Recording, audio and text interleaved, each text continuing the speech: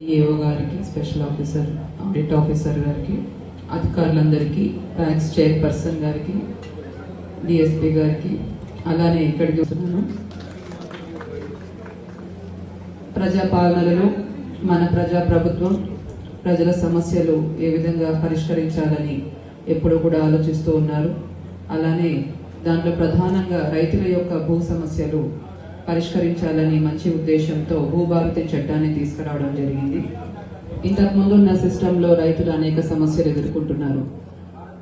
వారి భూ సమస్యలో ఉన్న మాడ్యూల్స్ అర్థం కాకపోవడం, ప్రతి సమస్య కూడా జిల్లా కార్యాలయాలకు, సీసీఎల్ఏ కార్యాలయాల వరకు వెళ్లడం, ఆ సమస్య పరిష్కరించడంలో చాలా ఆలస్యం అవ్వడం, ఇటువంటివి 2-3 సంవత్సరాలు గడిచినా కూడా సమస్య పరిష్కరించకపోవడం, ఇవన్నీ కూడా దృష్టిలో పెట్టుకొని ఒక మంచి చట్టాన్ని తీసుకురావాలి. రైతుల సమస్యలన్నీ కూడా పరిష్కరించాలి, రైతులకు వారి యొక్క భూ హక్కులు అందించాలి అని ఒక మంచి ఉద్దేశంతో ఈ చట్టాన్ని గౌరవ ముఖ్యమంత్రి గారు, గౌరవ రెవెన్యూ శాఖ మంత్రులు తీసుకురావడం జరిగింది. భూభారతి చట్టంలో ముఖ్య అంశాలు ఏంటివి? ఇంతకు ముందున్న సిస్టంలో ఒకసారి డిజిటల్ సిగ్నేచర్ అయితే ఆ పేరు మార్చాలంటే దానికి సివిల్ కోర్టుకే వెళ్లాల్సిన అవసరం ఉండేది. మా దగ్గరికి ప్రజావాణిలో కూడా చాలా కంప్లైంట్స్ వచ్చేవి. మాకు తెలియకుండా మా పేర్లు, మా భూమిని వేరే వాళ్ళు చేసుకున్నారు, ఇప్పుడు మా పేరు ఇప్పించండి అని. అండ్ మేము ఈ భూమి వదిలేసి వెళ్ళినప్పుడు, అంటే వేరే ఊర్లోకి వెళ్ళినప్పుడు కూడా వేరే మా వాళ్ళు చేసుకున్నారు, వారి పేర్లు మార్చండి అని చాలా సవరణలు కోరుతూ మా దగ్గరకు వచ్చేవారు. కానీ అప్పుడు కేవలం సివిల్ కోర్టునే ఆశ్రయించమని చెప్పాల్సి వచ్చేది. కానీ ఇప్పుడు మీరు భూ హక్కుల రికార్డులో ఎటువంటి సవరణ కావాలన్నా కూడా ఏడాది లోపల మీరు దరఖాస్తు తహసీల్దార్ ఆఫీస్ ముందే మీరు అందించవచ్చు. అటువంటి దరఖాస్తులన్నీ కూడా పరిశీలించేసి 60 రోజుల్లోగా తహసీల్దారు ఆ సమస్యని పరిష్కరిస్తారు. అలానే తహసీల్దార్ ఇచ్చిన ఆర్డర్తో మీరు సంతృప్తి చెందకపోతే అప్పీల్ వ్యవస్థ కూడా ఈ కొత్త చట్టంలో ఏర్పాటు చేయడం జరిగింది. సివిల్ కోర్టును ఆశ్రయించాల్సిన అవసరం లేదు, రెవెన్యూ కోర్ట్స్ లోనే మీ సమస్య పరిష్కారం అవుతుంది. అంటే ఎంఆర్ఓ గారు ఇచ్చిన ఆర్డర్ అగైన్స్ గా ఆర్డీఓ గారి ముందు మీరు అప్పీల్ వేసుకోవచ్చు.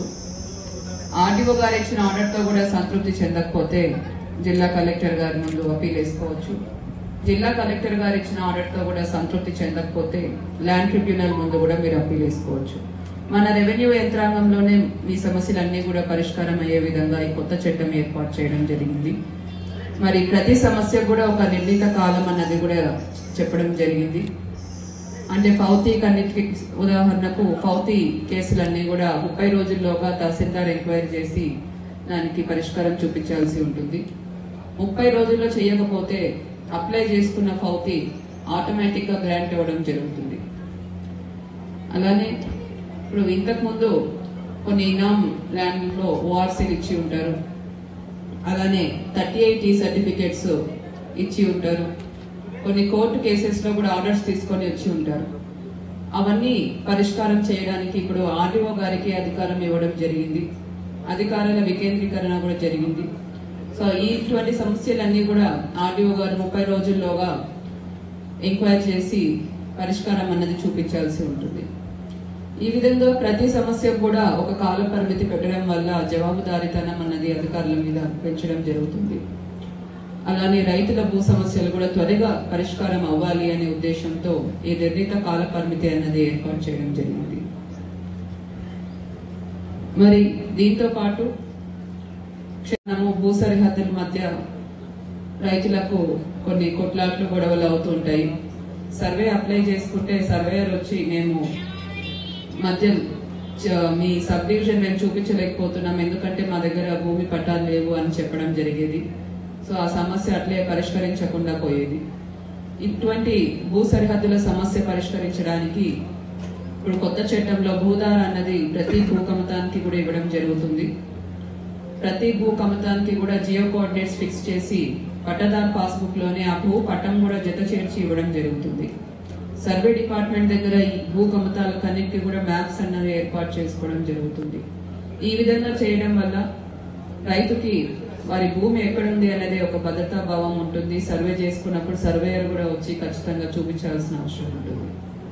సో వీటితో క్షేత్రస్థాయిలో రైతులు ఎదుర్కొంటున్న భూ సమస్యలకు శాశ్వత పరిష్కారం ఇస్తూ రైతులకు వారి భూ హక్కులు సులభతరంగా అందించే విధంగా ఈ భూభారతి చట్టం అన్నది ఏర్పాటు చేయడం జరిగింది. దీనికి సంబంధించిన భూభారతి పోర్టల్ కూడా అందుబాటులోకి తీసుకొచ్చారు. మరి దీంట్లో ఉన్న 6 మాడ్యూల్స్ లో కొన్ని మాడ్యూల్స్ ఆల్రెడీ వచ్చాయి కూడా, మిగతా కూడా మే నెల జూన్ నెల లోపల అన్ని కూడా అందుబాటులోకి రావడం జరుగుతుంది. మండలంలో ఉన్న ప్రతి సమస్య కూడా పరిష్కారం అవ్వాలనే ఉద్దేశంతో 4 పైలట్ మండల్స్ వివిధ జిల్లాల్లో చేపట్టడం జరిగింది. మన జిల్లాలో కూడా ఒక పైలట్ మండల్ త్వరలో మనం ప్రారంభించనున్నాము. అలానే జిల్లా మొత్తం కూడా త్వరలో అన్ని భూ సమస్యలు కూడా పరిష్కారం చేయాలనే ఉద్దేశంతో అందరం కూడా ముందుకు వెళ్తున్నాము. మరి భూభారతి చట్టంలో ఉన్న ప్రొవిజన్స్ రైతులందరూ కూడా అర్థం చేసుకొని సద్వినియోగం చేసుకోవాలని కోరుతున్నాను. మన రెవెన్యూ డిపార్ట్మెంట్ కూడా భూ సమస్యలన్నీ కూడా త్వరగా పరిష్కరించి రైతులకు వారి భూ హక్కులు అందించే విధంగా కృషి చేయాలని కోరుతూ నావల్కింద మండల రైతులు అధికారులందరికీ కూడా ధన్యవాదాలు తెలియజేస్తూ సెలవుస్తున్నాను. నాగల్గిద్ద మండల రైతు సోదరులకు, అమ్మలకు, అక్కలకు అందరికీ కూడా నా యొక్క నమస్కారం. అయితే ఈరోజు ఇది ఎందుకంటే ప్రోగ్రామ్ మీద లాస్ట్ కూడా నాగల్గిద్ద మండలం ఎప్పుడు లాస్ట్ అవుతున్నది. నేను ఏ కార్యక్రమం చేపట్టినా కూడా అన్ని తిరిగి లాస్ట్కి వస్తున్నాం. కాబట్టి అదొక కారణం. మళ్ళీ సాయంత్రం ఇది పెట్టుకుంటే ఎక్కడ కూడా చోట్లేదు మనకి ఫంక్షన్ హాల్ అని, వర్షం మీద వచ్చే అవకాశం ఉంటుందని మేడం గారికి రిక్వెస్ట్ చేసి ఆడియో గారికి చెప్పి ఈ టైం మారడం జరిగింది. అయినా ఇంతమంది వచ్చిందంటే మీకు అందరికీ సభాముఖంగా ధన్యవాదాలు తెలుసుకుంటాను. ఇది పబ్లిక్ మీటింగ్, ఎలక్షన్ మీటింగ్ అని మేము పిలవలేదు. ఈసారి పబ్లిక్ మీటింగ్, ఎలక్షన్ మీటింగ్ అంటే ఇంకా ఇంట్రెస్ట్ తో పిలుస్తుంటాం. కేవలము రైతులకు మన ముఖ్య ఎవరైతే ఉన్నారో వాళ్ళందరికీ ఈ భూభారతిలో చట్టంలో గతంలో ధరణి చట్టం వచ్చిన తర్వాత మీరందరూ కూడా అందరు రైతులు చాలా కష్ట నష్టాలు కూర్చి అయితే ఇప్పుడు ఈ మళ్ళీ అవన్నీ తీర్చే విధంగా, సమస్యలు తీర్చే విధంగా ఈ భూభారతి 2025 చట్టాన్ని మన ముఖ్యమంత్రి రేవంత్ రెడ్డి గారు, తర్వాత పొంగులేటి శ్రీనివాస్ రెడ్డి గారు తీసుకురావడం జరిగింది. మీకు అందరికీ తెలుసు, మనం ఎలుగుతుంది అన్ని చెప్పిన సమస్యలు ఇప్పుడు సమస్యలు కాదు, గత 8 సంవత్సరాల నుంచి సమస్యలు తిరుగుతూనే ఉన్నారు. కానీ మనం ఎలక్షన్ లో ఒక మాట ఇచ్చినాం, ఈ ధరణిని బంగాళాఖాతంలో కలుపుతామని మాట ఇచ్చినాము. ఈ రోజు మన ప్రభుత్వం దాన్ని నిలబెట్టుకుంటామని చెప్తాను. దాంట్లో భాగంగా వాళ్ళు ధరణి తెచ్చి ఏం చేసిండ్రు, ఫస్ట్ విఆర్ఓ పట్టవారిలను తీసిపడేసిన విఆర్ఓలను తీసేసింది. ఎందుకంటే వాళ్ళు చేసే అవకతవకలు ఎవరికి తెలియకూడదని. తర్వాత ఒక రిజిస్ట్రేషన్ తప్ప అది సబ్ రిజిస్టార్కి రిజిస్ట్రేషన్ తీసి మొత్తం తహసీల్దార్లకు ఇచ్చింది. కానీ తహసీల్దార్ దగ్గర ఏం పవర్లు లేవు. తహసీల్దార్లు ఏమైనా జీతం అంటే కూడా ఏం లేదంటే ఇక్కడ అవకాశం లేదు. మళ్ళీ కలెక్టర్ దగ్గరికి పోవాలి అప్పీల్కి. కలెక్టర్ దగ్గరికి పోతే కూడా కలెక్టర్ కూడా కేవలం ఒక 40 నుంచి 50% వరకే వాళ్ళ చేతిలో ఉండింది. మొత్తం మనకు జిల్లా మొత్తము కలెక్టర్ గారు ఒక చూడాలంటే ఎంత టైం పడుతుంది మీరు అర్థం చేసుకోండి. తమ్మెట్టి అవన్నీ ఒకరిది మనము ఇవి అన్ని పరిశీలించి కరెక్ట్ చేయాలనంటే చాలా కష్టం. అటువంటిది మళ్ళీ అన్ని సీసీఎల్ఏకి పోవాలి. సీసీఎల్ఏకి అయితే ఎవరు పోయే సమస్య లేదు సీసీఎల్ఏకు, ఎందుకంటే అంత కష్టమైన పని మీకు తెలియదు. ఆడ బడ్జెట్ రిలీజ్ చేస్తాము, ఈడ పని చేయకపోతే ఎవరికి రాదు. ఇప్పుడు చెప్తాము 5-6 గ్రామ పంచాయతీలో సిలిండర్ లేదు, 200 యూనిట్లు ఫ్రీ లేదు మనకు. ఇటువంటి పరిస్థితి ఉంది అక్కడ. సరే ఇప్పుడు ఇండ్లు వచ్చినాయి, మన రేషన్ కార్డులు వస్తాయి, ప్రతిదీ కూడా అప్లికేషన్ సూచిస్తారు. కాబట్టి మేడంకు రిక్వెస్ట్ ఏంటంటే అదొక ఆప్షన్ ఇప్పేయగలరు గవర్నమెంట్ తీసుకొని పోయి ఎంత తొందరగా 1200 అప్లికేషన్లు ఏమో ఉన్నాయి, అవన్నీ కూడా మళ్ళీ ఆన్లైన్ లో చేస్తే ఆ 5-6 గ్రామ పంచాయతీలకు కూడా 500 సిలిండర్ కానీ 200 యూనిట్లకు ఫ్రీ కరెంట్ కానీ వస్తుందని చెప్తా ఉన్నారు. ఇక్కడ చాలా సమస్యలు ఉన్నాయి. అక్కడ కంపెనీలో ఉన్నట్టు సిబిఐ కేసులు ఉన్నాయి. సిబిఐ కేసులు 13 ఎకరాల మీద ఉంటే ఆ సర్వే నెంబర్ లో ఉన్న మొత్తం 130 ఎకరాలు కూడా ప్రొహిబిషన్ లో పడింది. సర్వే నెంబర్ 44 ఇక్కడ 19 తాండా అని చెప్పి చెప్తా ఉన్నారు ఎనపల్లి. ఇటువంటి ఇంకా చాలా ఉన్నాయి. తర్వాత ఈ ఫామ్ ల్యాండింగ్ ఒకటి, ఇక్కడ చాలా మందికి జీవనోపాధి ఉన్నది. ఫామ్ ల్యాండింగ్ వాళ్ళు కూడా కొంతమంది వచ్చి ఫామ్ ల్యాండింగ్ చేసి డెవలప్మెంట్ చేసి అమ్మిరు, హైదరాబాద్ లో వచ్చి కొన్నారు. సరే అప్పుడు మేడం ఇక్కడ అవకతవకలు జరుగుతున్నాయంటే ఆపేషన్, అంటే చాలా మందికి నష్టం అవుతుంది మేడం. ఇక్కడ రైతులందరికీ మా భూముల ధరలు పెరగాలంటే అది గుంటలో ఉన్నా కూడా మీరు రిజిస్ట్రేషన్ చేసే విధంగా తహసీల్దార్లకు చెప్పండి అని నేను చెప్పిన. పాపం దయదర్శి మేడం కూడా ఆ రోజు మా కోరిక విన్నవించి అందరికి గుంటలు కూడా రిజిస్ట్రేషన్ చేసుకోవచ్చు. కానీ కొంతమంది పెద్ద భూస్వామి రియల్టర్స్ ఉన్నారు. ఎందుకంటే మీరు నీమ్స్ బోర్డు చూస్తా ఉన్నారు, దగా మొత్తం మోసం. ఆ రోజు అందరికీ మీ ఫామ్ ల్యాండ్ వాళ్ళకి మీటింగ్ పిలిస్తే అందరూ వచ్చిండ్రు ఆడియో సమక్షంలో, కానీ ఆయన రాలేదు. ఆయన మీద వికారాబాద్ తాండూరులో కూడా ఇంకా కేసులు నడుస్తా ఉన్నాయి. ప్రజలకు ఫస్ట్ వచ్చింది ఆయన, చాలా మోసం జరిగింది. అందుకని కొంతమంది ఇప్పుడు ఇంకా కొంతమంది చెప్పారు, సార్ ఇక్కడ ఫామ్ ల్యాండ్ వాళ్ళు 2 ఎకరాలు ఉన్నారు, కానీ మా అన్నదమ్ములను కూడా 2 ఎకరాలు కలిపి 4 ఎకరాలు కలుపుకున్నారు సార్ అని. ఇక నేను పోలీస్ డిపార్ట్మెంట్ కూడా కోరుకుంటున్నా, ఎప్పుడు మనము రియల్టర్లకు మద్దతు పలకకూడదు, రైతుల తరఫున ఉండాలి, రైతుల తరఫున మద్దతు పలకాలని చెప్పేసి చెప్తాను. సోదరులారా, ఇంకా టైం లేదు, మళ్ళీ పోవాలి, ఇంకా 3 మండలాలు ఉన్నాయి. ఇటువంటి సమస్యలను అధిగమించాలని ఈ రోజు మీకు సరళీకృతంగా ఈ భూ ప్రక్షాళన దీంట్లో భూభారతి చట్టం తీసుకురావడం జరిగింది.